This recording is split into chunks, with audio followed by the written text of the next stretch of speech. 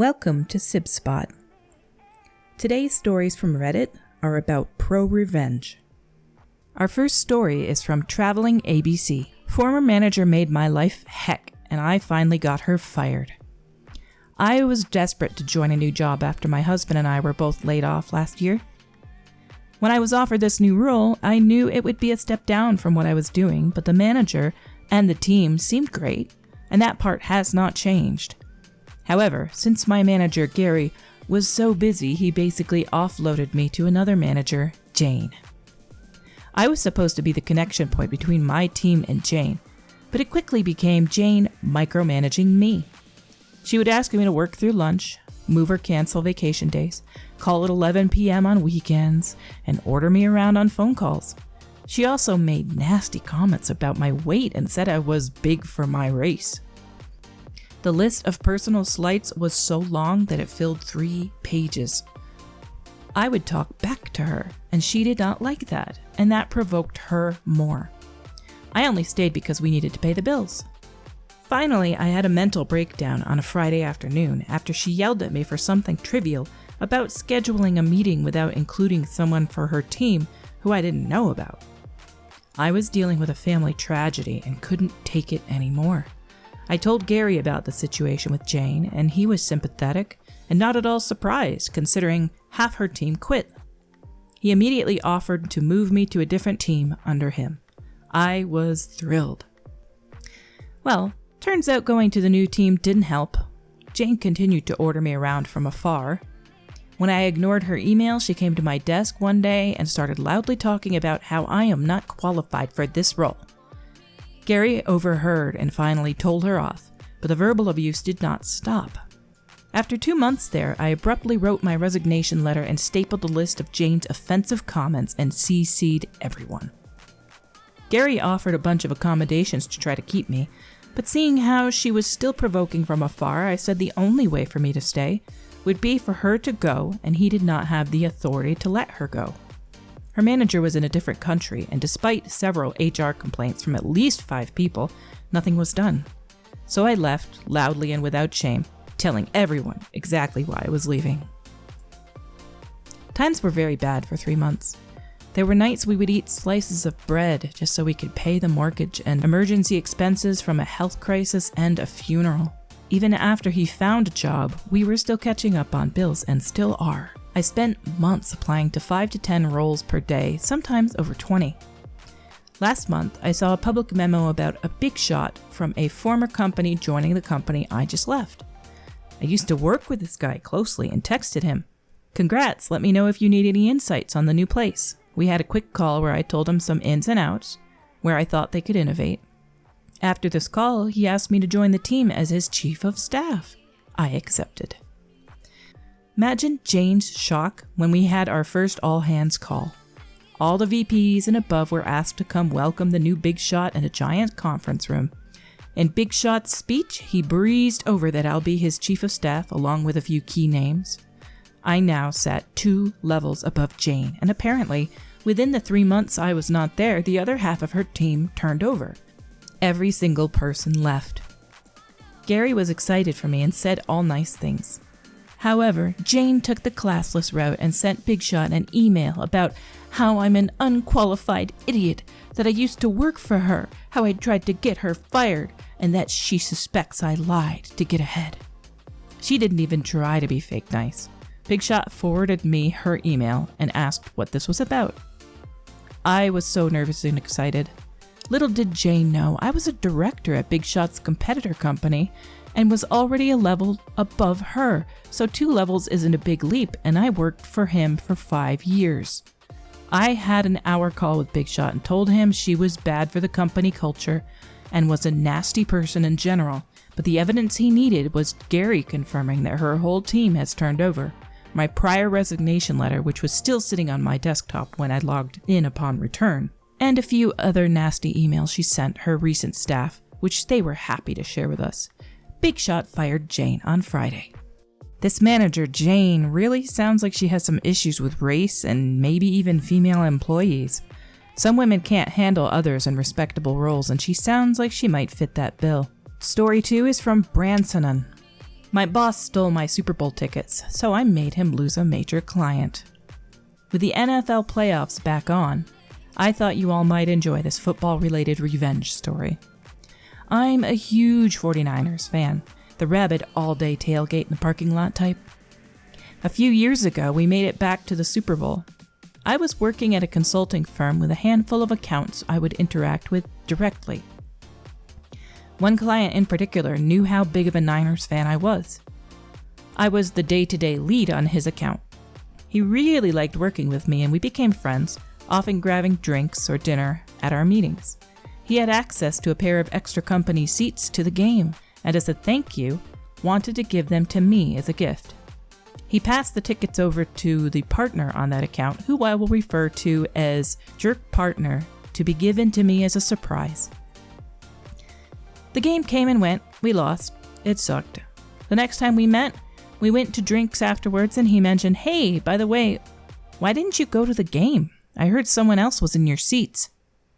I asked, "What game?" He said, "The Super Bowl." Confused, I answered, "I didn't have seats to the Super Bowl." He told me that he gave Jerk Partner a pair of his company tickets from me as a gift so I could attend. I had zero idea what he was talking about. He looked shocked, told me quietly, ask around about it and get back to him. When I was back in the office next week, I found out through one of the secretaries that Jerk Partner had given a pair of Super Bowl tickets to another one of his clients as a gift from our company. I might have let this sort of thing go to keep the peace under different circumstances, but these were seats on the 30-yard line to see the effing 49ers play in the Super Bowl. I was angry.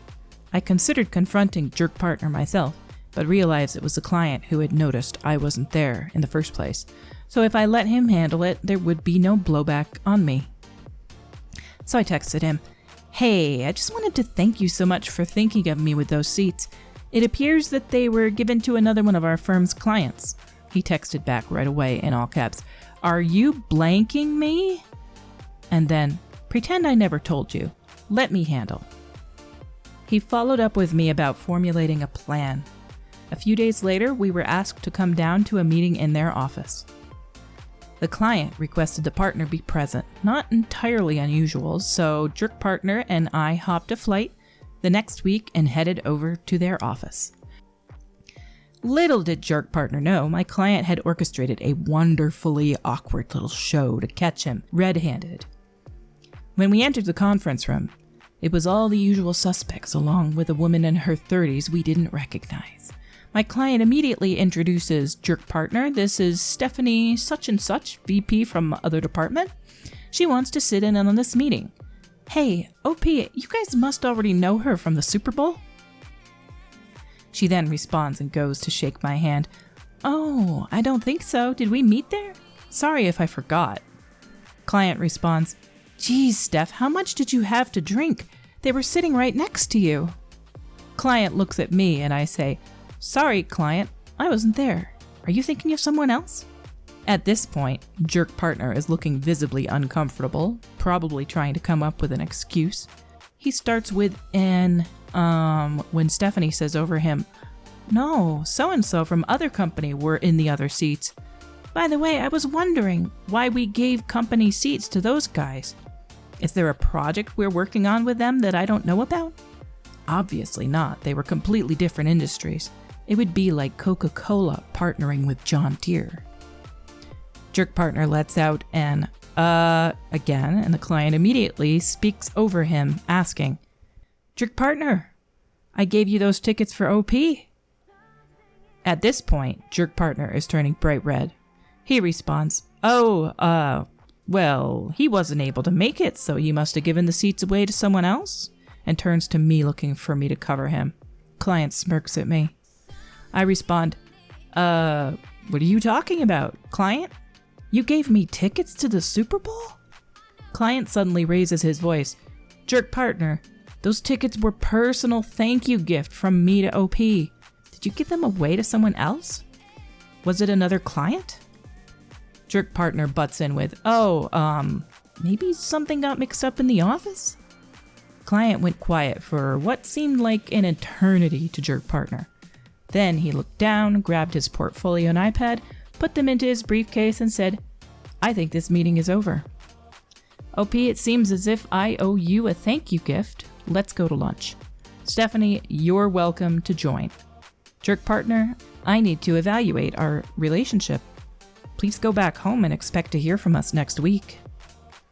Jerk partner suggests that he would like to join, presumably to do damage control, and Stephanie sternly tells him, "I don't think that's a good idea," and asks the front desk to see jerk partner out. As soon as he's in the elevator, we all break out laughing hysterically. Stephanie wasn't even really a VP, just an employee at the company who client had drafted into helping with his pre-planned meeting skit, but she did end up coming to lunch with us, and was a fellow Niners fan and total blast to hang out with. On our way to the restaurant, I got a desperate text from jerk partner saying I needed to cover for the firm and that we could discuss things when I got back. I replied, "Yes, we need to talk, but I'll see what I can do." Client told me to wait a couple hours and then respond to him. 1. To expect invoices for the resale value of the Super Bowl tickets. Resale is way above face value. It was over $10,000. As well as our lunch. He picked a pricey spot and made a big show of overspending, and that he expected him to be paid immediately. 2. Expected I be given a direct apology. 3. Expected a written apology to his company for what he considered theft. And 4. He will only interact with me or another one of our firm's partners, never jerk partner. This whole thing caused a stir with the other partners, and I actually came off looking great because it appeared that I had made a good faith effort to save the client for the firm despite being the victim in this situation. The client would transfer to another partner, which meant jerk partner lost his profit share on any work with them. Oh, and the other partners in the firm made jerk partner pay the invoices back out of his salary. In retrospect, I really have no idea what the heck the guy was thinking. Did he seriously believe that the client would just not notice me thanking him for the Super Bowl tickets? Anyway, the well was kind of poisoned for me there, long term, because jerk partner wasn't going anywhere. I left the firm a few months later for a much better position. Client ultimately terminated their relationship with that firm a year later. He actually now works with a good friend of mine at a competing firm. I'm still angry I missed out on the Super Bowl even though we lost. Hoping we make it back this year so I can finally go to one in person. Go Niners! What an awful thing for a boss to do to an employee. What, was he hoping the guy would never find out about such an expensive gift? I'm not into football myself, but I know how valuable and prized Super Bowl tickets are. This boss is a real piece of work. The third story is from Satisfaction Tall 1572. Greedy owner tries to rip off my friend, ends up paying him double. My first job out of college was for a local TV station. The owner was, and still is, the worst human being I've ever met. This guy has money, but he will cheat and lie, anything to get out of paying his bills. When I started working there, the owner had just signed a contract with DirecTV to become part of their broadcast package.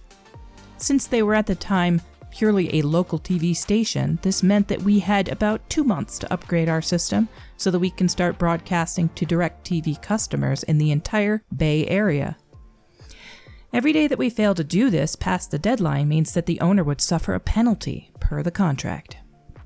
Not knowing about how any of this works, the owner hired a friend of mine to come in as a freelance consultant.